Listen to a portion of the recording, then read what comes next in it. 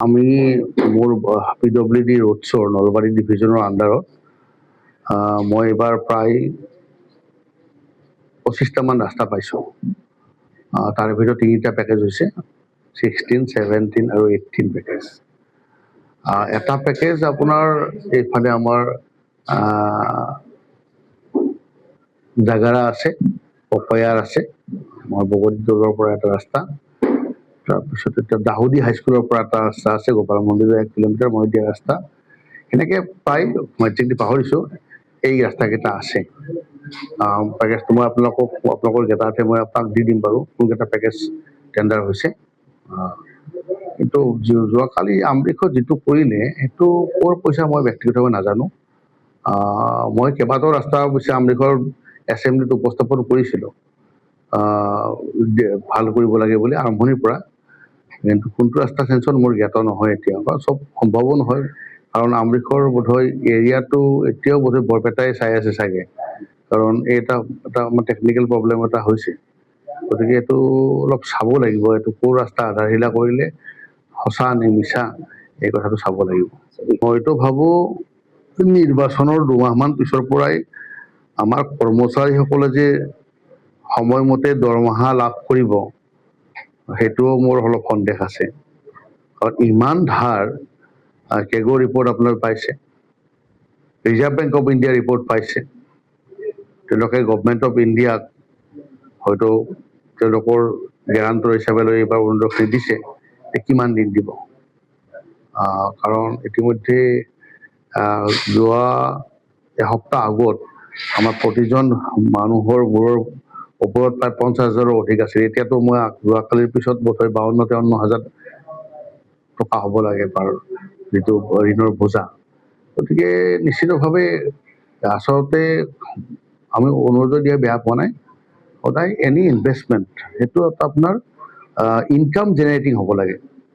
আমি যেতিয়া আমাৰ সামগ্ৰী আমি বিক্ৰী কৰিম সেইটো বাহিৰত যাব লাগিব, তাৰপৰা বাহিৰৰ পইচাটো আমালৈ আহিব লাগিব, কিন্তু আমাৰ ক্ষেত্ৰত কি হৈছে, আমি এতিয়া ব্ৰইলাৰ মুৰ্গীৰ ক্ষেত্ৰত আমি ৱেষ্ট বেংগল বা বিহাৰক পইচা দি আছোঁ, হয়নে নাই, বাকী আপোনাৰ অন্যান্য সামগ্ৰীৰ ক্ষেত্ৰত আমি বাহিৰক পইচা দি আছোঁ, আমাৰ বস্তু কিমান বাহিৰলৈ গৈছে চাহপাতৰ বাহিৰে, সেইটো আমি চাব লাগিব। গতিকে সেইকাৰণে কৈছোঁ যে দেশ এখন আমি চলাবলৈ হ'লে আমি কাৰোবাক এটা পইচা যদি ডাঙৰ কথা নহয়, মোক যদি দৰমহা আজি মাহত 1 লাখ টকাও দিয়ে,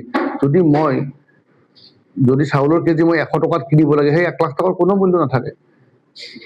মই চাকৰি কৰোঁতে মই প্ৰথম মাহত দৰমহা পাইছিলোঁ 2815 টকা, ফাৰ্ষ্ট মাহৰ দৰমহা 2815 টকা। এতিয়া আপুনি কথা ভাবিব নোৱাৰে 30 years বেক যে 2815 টকাই দি এটা এজন বিষয়া চলিব পাৰে নেকি। আজি এজন মানুহৰ 1.5 লাখ টকাও চলিব নোৱাৰা এটা অৱস্থা হৈছে, আৰু মূল্য বৃদ্ধি মেইনলি, মূল্য বৃদ্ধিটো যিটো আপোনাৰ মুদ্ৰাস্ফীতি সেইটোৱে আমাক কোঙা কৰি পেলাইছে। গতিকে অলপ কোনো প্লেন নোহোৱাকৈ কাম কৰিব নালাগে, অনাৰ ইয়াৰ পক্ষত আমি আছোঁ, আৰু তেওঁলোকক আমি যিটো পইচা দিম সেই পইচা দি আৰ্ণ কৰিব পৰা হ'ব লাগিব, সেইটোৱে ডাঙৰ কথা। সেইটো কৰিলে আমি ভাল পাওঁ। আমিতো কংগ্ৰেছে কৈছোঁ যে তেওঁলোকে যিটো 1250 টকা দিছে সেইটো একেবাৰে ন্যূনতম, আমি বেছি দিম, আমাৰ ইতিমধ্যে আমাৰ তেলেংগানাত অলৰেডি দি আছে পইচাটো, কিন্তু ইনকাম জেনেৰেটিং আমি এটা আঁচনি যোগেদি দিছোঁ। আমি আগতে সূতা দিছিলোঁ, সূতা দিলে কি হৈছিলে যে মহিলাখিনি শালখন লগাইছিলে, আপুনি এতিয়া গাঁৱে ভূঞে যাবচোন, ক'ৰবাত শালৰ শব্দ শুনে নেকি, শালৰ শব্দ শুনিব, কাৰণ কিয় নকৰে, কাৰণ তেওঁলোকক সূতা দিয়াটো বন্ধ কৰি পেলালে। আজি যদি প্ৰত্যেককে 1 বান্দুলকে সূতা দিলেহেঁতেন, চবেই আপোনাৰ ঘৰত গোটেই ছোৱালী বোৱাৰী গোটেইবিলাকে শাল বোলেহেঁতেন, কিন্তু সেইটোতো বন্ধ হৈ গ'ল, হয়নে নাই। গতিকে সেইকাৰণে আজি কি হৈছে, এই বিহুৰ বতৰত মই অসম বিধানসভাত এইটো প্ৰবল দাবী উত্থাপন কৰিছোঁ যে অসমৰ বাহিৰৰ পৰা অনা গামোচা বন্ধ কৰিব লাগে। বন্ধটো হোৱা নাই, এতিয়াও মোৰ ডিঙিত যিবিলাক গামোচা দিয়া হয় তাৰে 99% গামোচা বাহিৰৰ পৰা অহা গামোচা। সেইটোতো উপায় নাই, মুখ্যমন্ত্ৰী ডাঙৰীয়াৰো মই দেখি আছোঁ বাহিৰৰ গামোচাই লৈ আছে।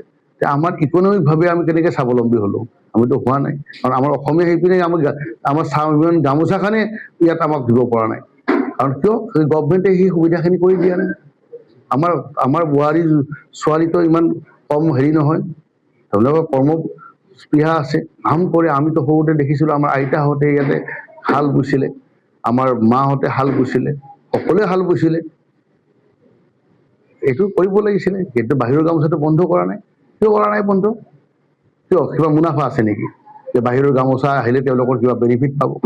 সেইটোতো হৈ আছে। মইতো ভাবো এটা বাহিৰৰ পৰা গামোচা অনাৰ নামত এটা বৃহৎ চিংবিগেট চলি আছে, য'ত কোটি কোটি টকাৰ লেনদেন হৈ আছে। তেওঁৰ উত্থানৰ যিটো যাত্ৰা, সেই যাত্ৰাটো কিন্তু কংগ্ৰেছে আৰম্ভ কৰি দিছে। এতিয়ালৈ মুখ্যমন্ত্ৰীকে আদি কৰি যিমানবোৰ আমাৰ যিখন মানে নতুন কংগ্ৰেছী বিজেপি চৰকাৰ, নতুন কংগ্ৰেছীৰ বিজেপি চৰকাৰ যিখন চলি আছে, এইখনতো গোটেইবিলাক কংগ্ৰেছে তেওঁলোকক সুবিধা দিছে, হয় নে নাই? গতিকে তেওঁলোকক অভিশপ্ত হ'লে কেনেকৈ হ'ব? তেওঁলোকৰতো নিজৰ পিতৃ পৰিচয়, মাতৃ পৰিচয় পাহৰিব নালাগে। যি ব্যক্তিয়ে নিজৰ মোৰ অতীতক পাহৰি যাওঁ, সেই জাতি কোনোদিন উন্নতি কৰিব নোৱাৰে।